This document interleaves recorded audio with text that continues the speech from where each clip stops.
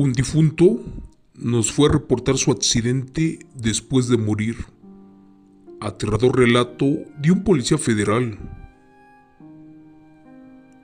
Buenas noches.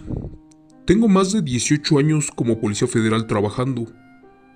Cuando me pasó este evento, estaba comisionado en Fuerzas Federales, justo en San Luis Potosí, México.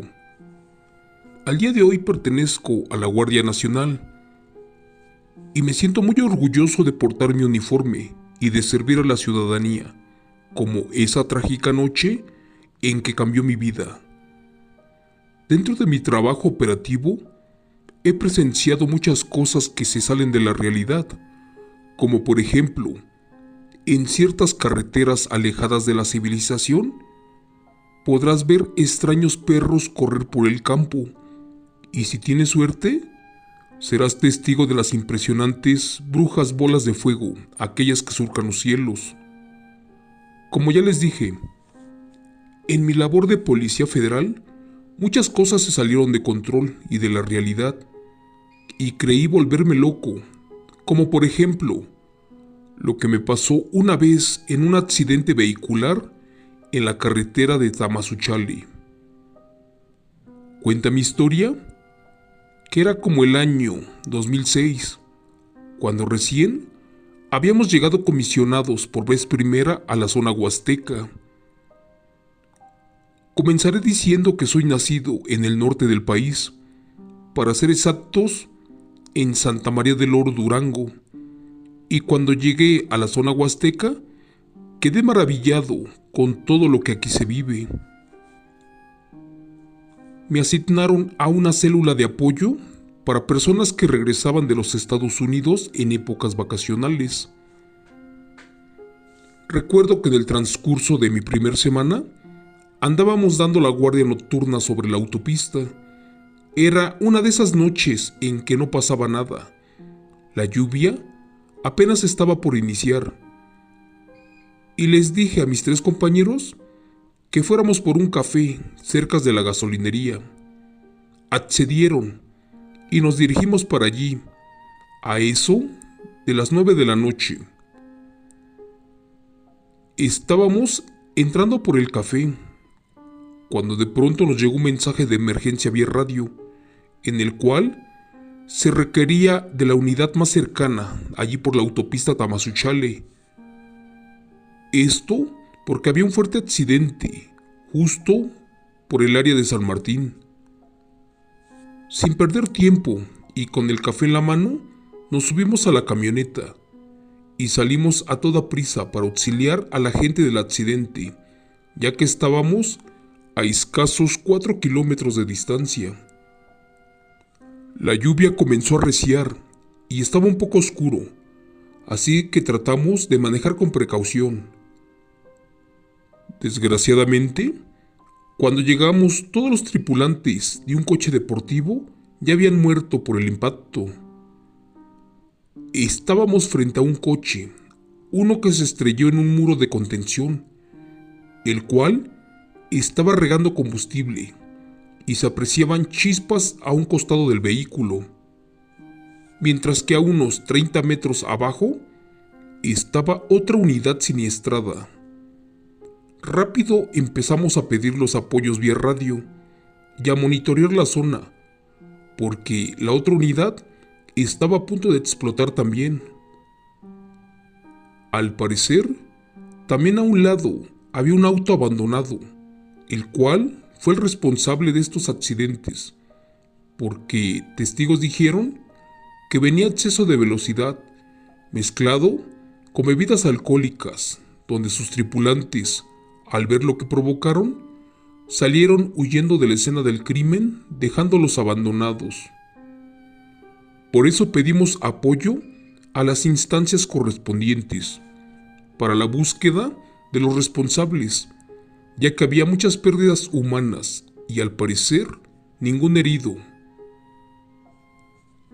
Fue entonces que 2 de nosotros, de los policías federales, se marcharon en la unidad a la búsqueda de estos responsables, mientras que un compañero y yo nos quedamos tratando de sacar algún herido. Como ya les conté, estaba oscuro y nada se veía.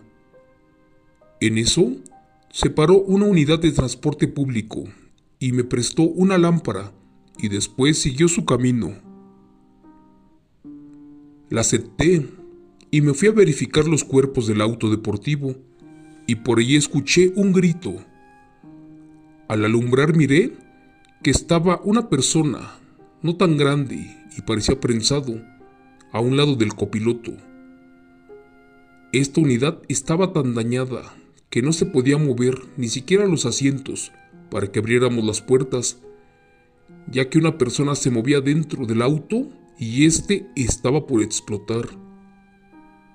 Estaba a segundos de salvarle la vida al niño, ese que estaba en el interior, antes de que el combustible tocara el fuego.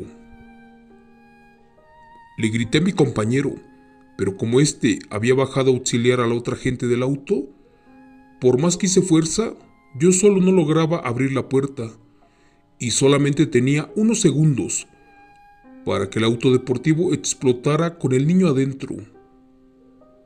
En ese tiempo, tenía a mi hijo de la misma edad de este niño y por eso le pedí a Dios de que me diera fuerzas para lograr abrir la puerta y ayudarlo. Fue allí que de la nada llegó un muchacho, uno con una camisa cuadrada, pero con manchas de sangre, el cual insistentemente me dijo una y otra vez que venía a ayudarme. Al ver el peligro y al notar que estaba herido, mejor le dije que se alejara para poder hacer mi trabajo, ya que esto explotaría en cualquier momento. Pero pues él no quiso retirarse e insistentemente me volvió a decir que se quedaría para ayudarme. La verdad no quería su ayuda, porque al verlo de reojo le salía sangre de la cabeza y de un costado del pecho también. En pocas palabras, imaginé que era algún herido de los autos y este se alcanzó a salir. Les juro por Dios que se acercó al auto deportivo, tomó la puerta de un lado y con una fuerza descomunal arrancó la puerta y me dijo que entrara por el herido, ya que el resto estaban muertos. No sé por qué, pero obedecí. Como pude me colé hasta dentro del auto y saqué a un niño de aproximadamente 12 años de edad, y con un extintor que me encontré en el interior del carro, logré apagar el fuego.